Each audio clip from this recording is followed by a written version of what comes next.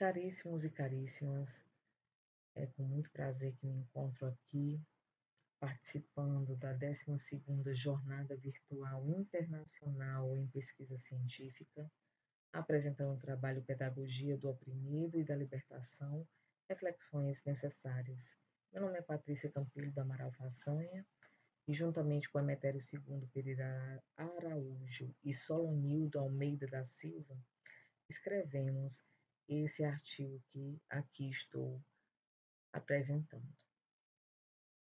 Ensinar não é apenas transmitir conteúdos. Reflexões sobre a missão do educador, sobre o que embasa a sua praxis educativa, são necessárias. Portanto, o objetivo desse estudo foi dissertar sobre a obra Pedagogia do Oprimido, do autor Paulo Freire, publicada em 1987. A obra é resultado de observações feitas durante 5 anos de exílio do referido autor no Chile e logo depois no Brasil, e reflete acerca da opressão presente nas relações sociais e na realidade em que se vive, assim como um impacto transformador e libertador que a educação pode ter sobre essa dita realidade. Esse artigo traz nossa análise crítica sobre a obra supracitada, trazendo reflexões pertinentes sobre a mesma, ancoradas por outras inestimáveis contribuições do mesmo autor. Conforme Freire, 1987, um dos aspectos observados em uma educação libertadora é o medo da liberdade. Pelo fato do indivíduo se refugiar em uma segurança vital vigente, acreditando que é mais tranquilo do que se arriscar em uma liberdade, em ter uma liberdade. E ele ressalta que o fato de sectarizar é o mesmo que negar a si mesmo. Então, assim, provocar o desvelamento do mundo, segundo Freire, é lutar, é honrar a consciência adquirida. Tudo começa do mundo do aluno. Tudo isso parte daquilo que o aluno tem e sabe. Então, a desumanização, que é o resultado de uma ordem injusta, como a realidade histórica que existe, assim como a humanização em seres inconclusos e conscientes de sua inconclusão, fazem parte desse processo. Freire considera o ser humano como um ser inconcluso, em constante construção.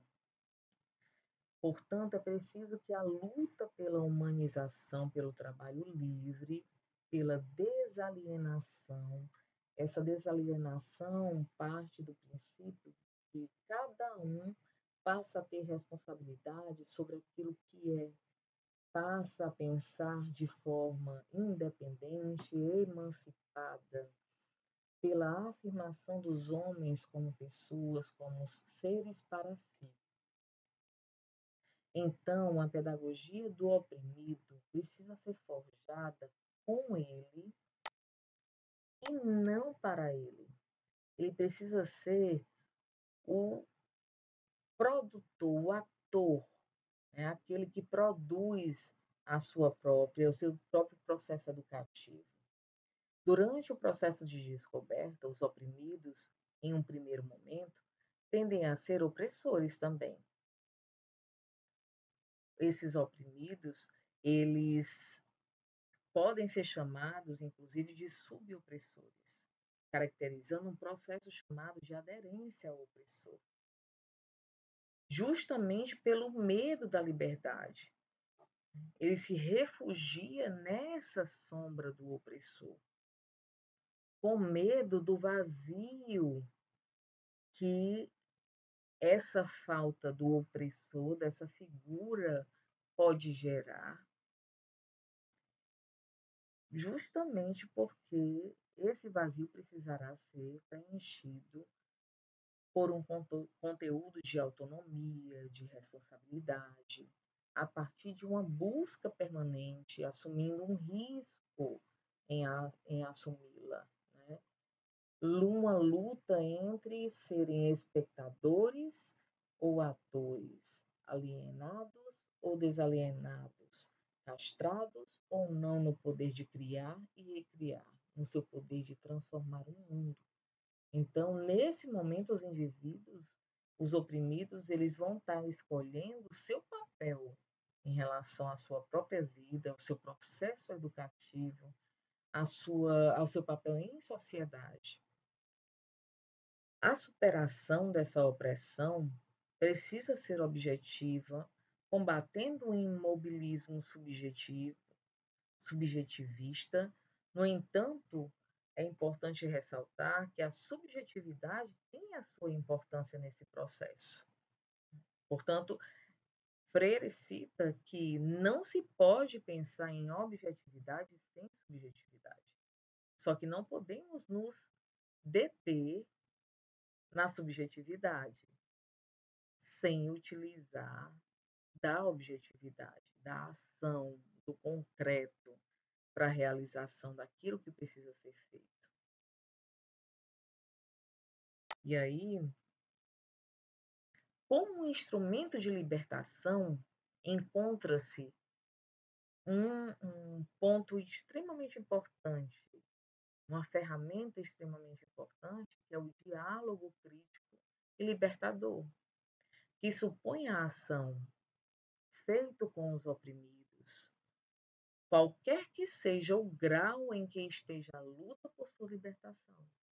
Dessa forma, vai fomentando a reflexão para a compreensão da realidade, para o despertar do oprimido quanto à sua posição e posterior ação para transformá-la. Saímos da justificação da pedagogia do oprimido e entramos na educação bancária como um instrumento de opressão, entendendo que essa educação bancária coloca os homens no mundo e não com o mundo e o mundo, agindo como espectadores, não recriadores ou transformadores da sua realidade, do mundo onde se encontram. A dita educação bancária prega uma paz social fictícia, trazida pelo autor com a paz privada dos dominadores, buscando manter uma acomodação dos oprimidos frente ao mundo de opressão, mantendo aí o status quo, a dominação vigente. A partir disso surge a educação libertadora, problematizadora, considerada futuridade revolucionária, respondendo à essência do ser de consciência, da própria consciência, por meio da comunicação e dialogicidade, que produz a superação da contração educadora educando. Então, Freire trabalha dentro da perspectiva do diálogo, da conscientização, da reflexão, do estímulo à criticidade, ao ser crítico, ao entendimento, ao despertar, o envolvimento do outro na descoberta de onde ele se encontra, de quem ele é, de quem ele pode ser, quais são as suas potencialidades. Nesse contexto, o professor deverá assumir-se como sujeito de produção do saber, pois ensinar significa construir e produzir e não transferir o conhecimento.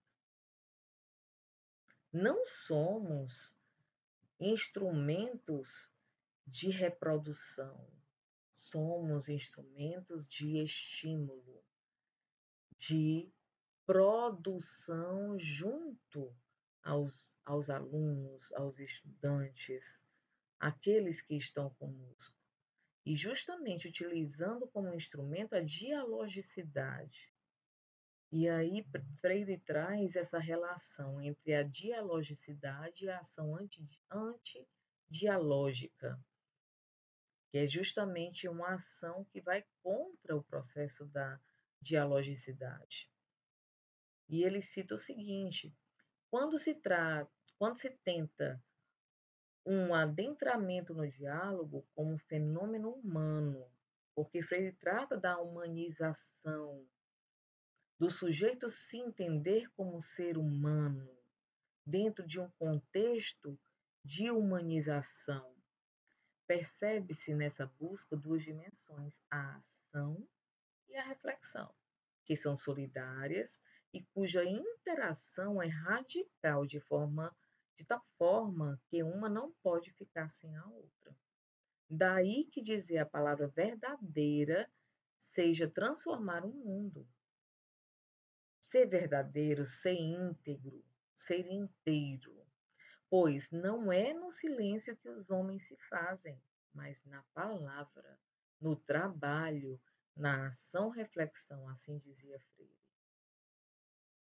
Esse autor também dizia que, sobre a aplicação da educação problematizadora, que é aquela educação questionadora, que estimula os alunos a perguntarem, que estimula os alunos a responderem, e da comunicação durante a alfabetização, investigando a palavra geradora, e na pós-alfabetização analisa o tema gerador, algo que tem ali um conteúdo mais elaborado, mais complexo, que já está ali num nível para aqueles alunos que já passaram pelo processo de alfabetização. Encerrando o artigo, nós trazemos que, após uma análise crítica do livro citado, acredita-se que a pedagogia do oprimido se trata de uma pedagogia de libertação, já que seu objetivo é esse, a libertação do oprimido, a transformação de sua realidade e do mundo, como produto da reflexão e ação verdadeira, a partir de sua humanização e imbuída de um amor por si e pelo outro, imbuída de uma humanização. O educador precisa, em sua prática de ensino, entender a importância de sua posição em todo esse processo como mediador do processo de acesso ao conhecimento, que precisa ser contextualizado e problematizado na realidade dos educandos, utilizando-se da investigação, da dialogicidade, da criticidade, estimulando a criatividade, a emancipação, assim contribuindo para a libertação e transformação. Esse estudo, lembrando que ele não finda aqui, pois mais reflexões sobre a pedagogia do oprimido são necessárias e são possíveis. Portanto, mais estudos são sugeridos sobre essa obra, assim como sobre sua relação com outras obras do mesmo autor e de muitos outros que poderão contribuir nessa discussão. No mais, agradeço a atenção, agradeço a oportunidade de apresentação, agradecemos também o fomento, nós somos estudantes do curso de doutorado do RENOEM, da Rede Nordeste de Ensino, do Instituto Federal do Ceará. Agradecemos também ao CNPq, que financia os estudos, e agradecemos aos organizadores do evento pelo aceite e pela condução do mesmo. Agradeço e me despeço.